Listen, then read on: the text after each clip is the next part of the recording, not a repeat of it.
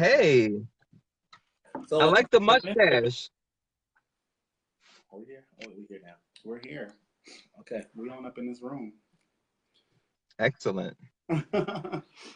So, you gave a little intro already. We're gonna start from here. We're gonna start. Yeah, sorry. Cool. Okay.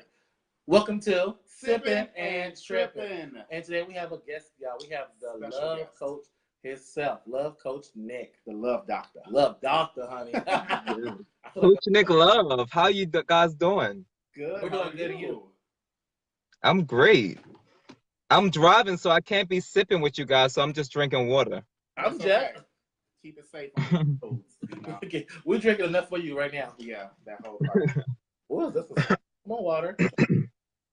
Cool. So tell us about yourself. What do you do? How did you become known as the love guru? I just gave you several other titles. Right. So, hello everyone. My name is Coach Nick Love. I'm a dating coach. My clients come to me and we develop a strategic dating plan for them to date well and be successful at dating.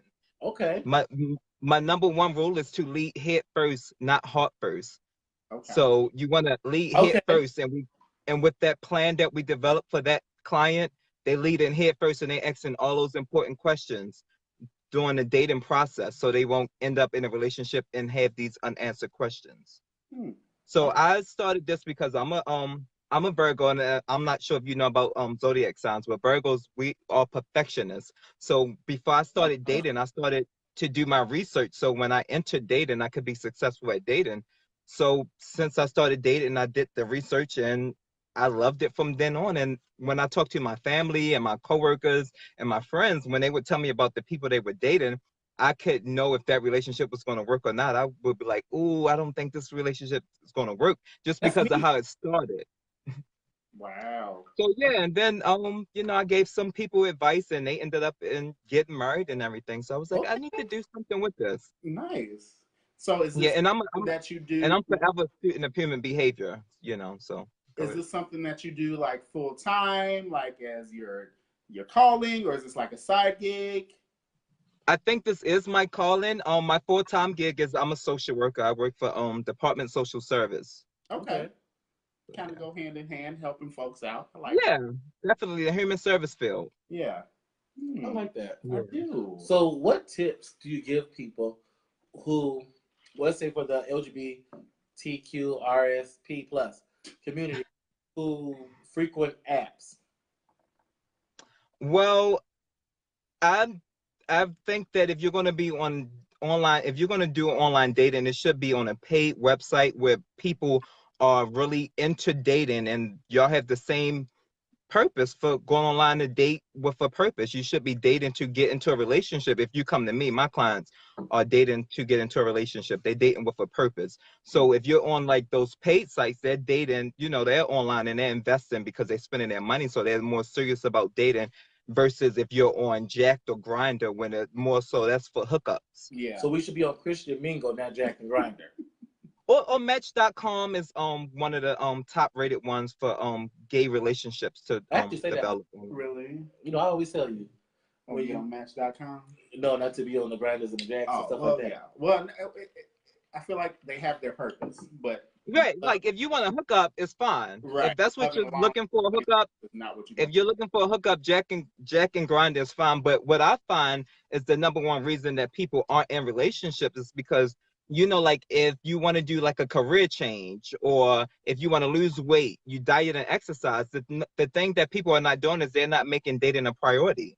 So if you're not prioritizing dating, if you're not making that a priority, then you won't be successful. If you fail to plan, you plan to fail. So me and my clients, when we approach dating, we approach it with a plan.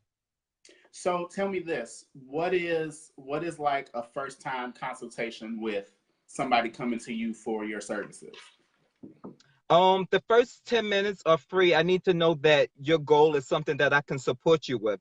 So if someone coming to me and I can hear beneath the words, so if their goal is not something that I feel like I can support them with, then I let them know I don't feel like I can support you right now, but I will recommend them to mental health professionals and things like that because I do that on my full-time job. Yeah. So it's just like knowing that goal, and that goal is normally to get into a relationship. Well, how do I get myself out there? And getting yourself out there is just like I say, prioritize dating, and putting yourself out there is actually doing the things that you're already doing, but being more social about it. So if you're like, say, if you want to go to lunch, some people eat lunch at their desk or in their office. You want to go out to the food court and eat. You want to look approachable. And sometimes you have to initiate those conversations. So we go over that. Like, how do you initiate conversation? What does that look like? You know, and being more social. If you're exercising, go to a exercise class instead of just exercising on the treadmill or the bike alone. Okay. Be more social about the things that you're already doing.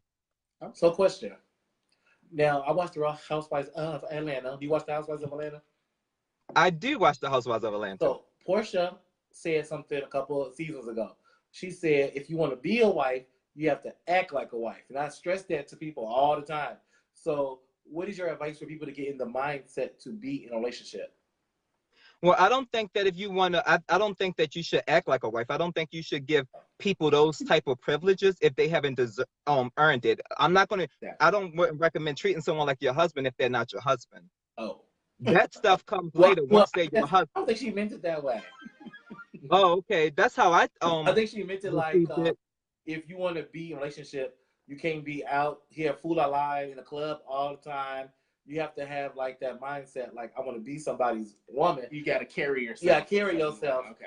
Like you are a wife in that one night stand. Well, it's very important. One conversation that is very important to have with someone that you're dating is their lifestyle. If someone is an extrovert and you're an introvert, then that's a conversation you need to have, and you need to understand what is that going to look like in our relationship. Some people like to go out. Extroverts, they recharge their battery by being out in the public, you know, with lots of people. Introverts, complete opposite. So that's just a conversation you need to have and understand if that's something I can deal with. If I'm an introvert, can I deal with someone that's an extrovert that's out every night? And how is that going to look? Are we going to designate time for us to spend quality time together? You know, so it's just a conversation that you have to have. Okay, that's good. Really good. What about dating older and younger? That's a good one. If you guys are working on this, if you have the same goal and y'all have the same morals, values, I think that's fine. I don't have an issue with age. You know, I don't think it should be like a huge age gap, but I mean, it just depends. Sometimes if someone is older and they're dating someone younger, they might be an immature mind. And if it worked for that younger person, then that's great. I'm trying to date somebody who's like 89. 89, wow. So you're looking for a sugar daddy? I'm looking for love, like Eddie Nicole Smith was. Sure. It's love, you know. So I'm curious. Have you ever come across people coming to you for your help and you just have to tell them you need to get you together first before you decide to start dating? Yes, that happens often actually. Sometimes people come to me and they're not healed from their last relationship. So I recommend you might need more help than I can offer you. Like I'm all about helping people when they are somewhat together, like therapy versus coaching. If you're going to therapy, you're probably going to get a diagnosis. If you're coming to coaching, you're probably a functional adult that can already is functioning everything, and I can help you then on moving forward. But some people, I will have to say, I don't feel like I can support you, and I would recommend you to do some work on yourself. So do you think it's a timeline after you start to coach somebody to when they should start, like, you know, to meeting people and having dates or anything? Or does it vary for everybody? It varies. It depends on what level they're at when they come and meet me. You know, some people are sitting home on Friday night eating cookie dough on the couch and coming to me like, I can't find a man. Like, of course you can't find a man. You're not putting yourself out there. Or if you're eating lunch, huh? Who told you about my Friday night? Lord have mercy. That's my Friday night. Oh, that's good. That's good. That's really good advice, though.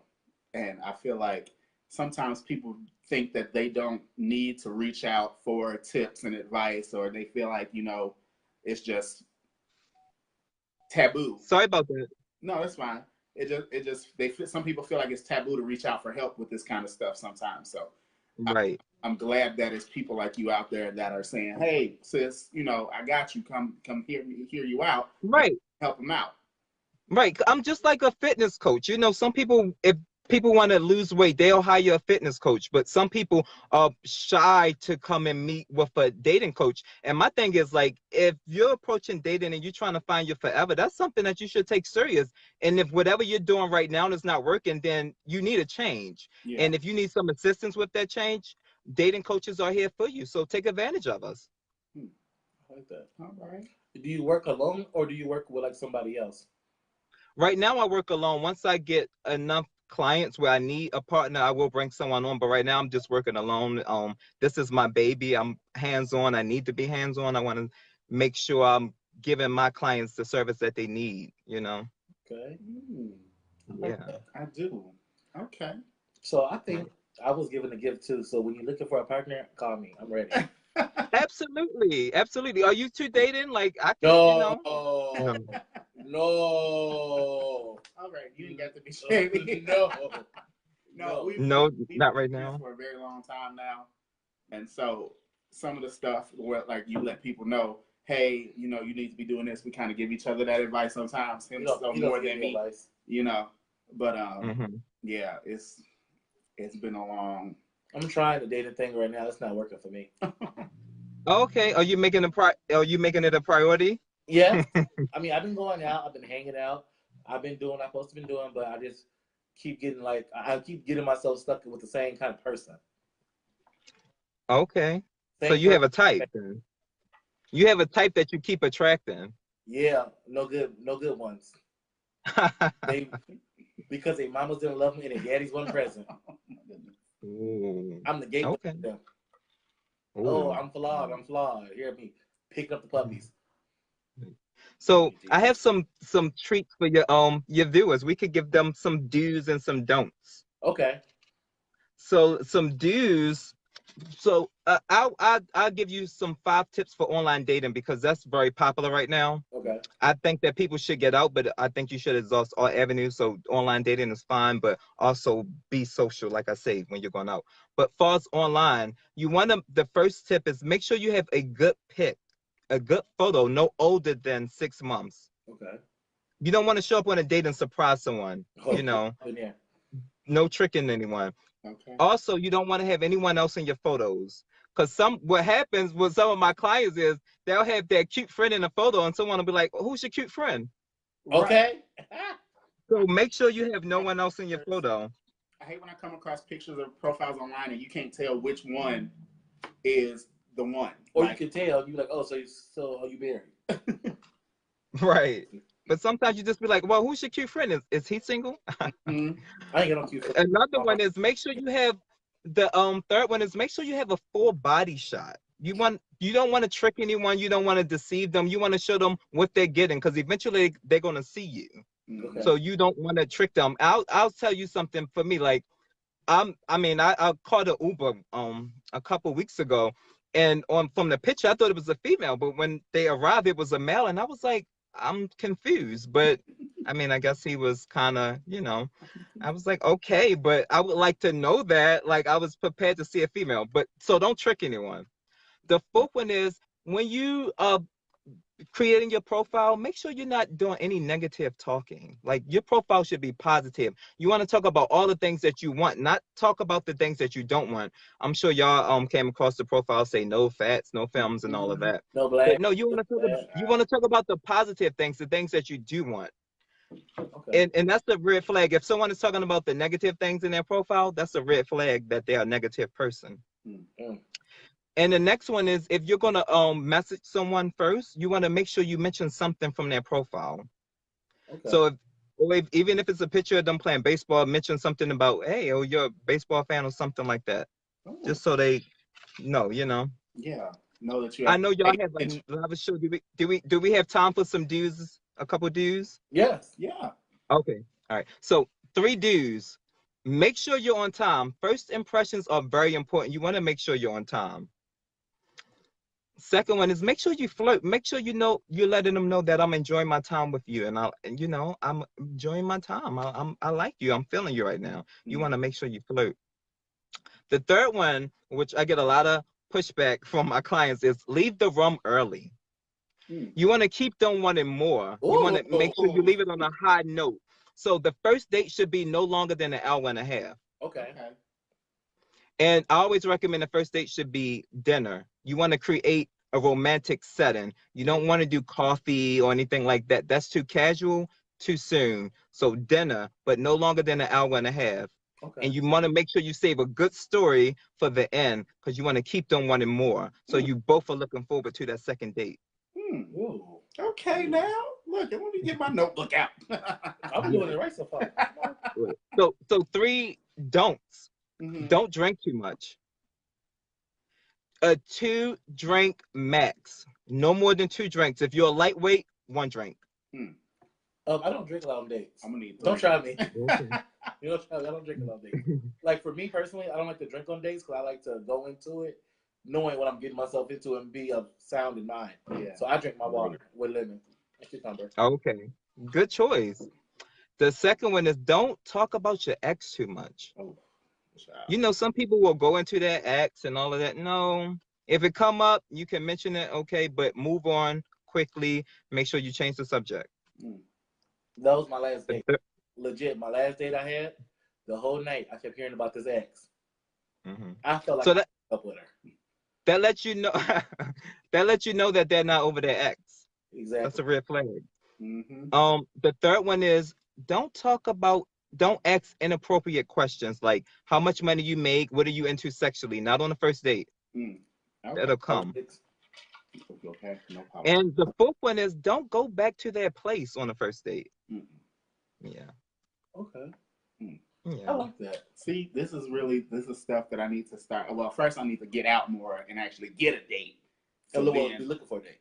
Right. And then I can employ these tips to be on the date, but I got to get the date first. I'm gonna be married next year. I got it now. I'm ready. Yeah, and for sipping and tripping, I will give you each a complimentary session for free, 1 session each. When you're ready to get out there. Thank you. I need that. I do too. I need that in do. my life. Yes. You might need both. Look, I'm gonna take my session and his session. She's been single for a minute. Are you gonna donate your session, Mr. West? No, I would not be. Probably. I'm gonna keep mine. That's okay. I'm trying to get married. Look, I'm gonna get all of my use out of mine. Make sure I get my life in order because somebody needs to be putting the ring. Another thing where I get a lot of pushback is I recommend for my clients to date multiple people, but while you're dating multiple people, you're not having sex until you're exclusive with one person. And that's where I get a lot of pushback from clients. True. I think that's great. I think that's a good idea too. But I feel like there's this revolution now where, it's like, oh, be a hoe, it's cool because it's what you want to be, blah, blah, blah. But at a certain point, you shouldn't be that much of a hoe. I'm just saying, like, you got to slow down. Yeah, especially if you're looking for Mr. Forever or Mrs. Forever, you want to definitely focus on that and not just be having sex with multiple people. Hello. Yeah, definitely. I do. That whole part. You are preaching to him right now. You are like validating everything I tell him right now. This is for you. Oh yeah. The Lord sent you for this. Oh, goodness. Well, Coach Nick, thank you so much for joining us. When I tell you I've learned a lot, I've learned a lot, and I will be contacting you. That. Let us know and let the fans know and the folks watching how they can get in contact with you. How can they reach you? How can they consult your services? You can reach me at coachnicklove@gmail.com. You can also follow me on Coach Nick Love on Facebook and Instagram. Awesome. All right. Y'all heard that now. And we're going to tag them in the comments. And if you go to Sipping Tripping page, you're going to see them again there tagged already too. Yeah. Thank you, Sipping and Tripping. I appreciate it. Thank you, guys. I appreciate it. So much. And you guys are hilarious. It's an honor to be on your show. I love you. Oh, thank you so much.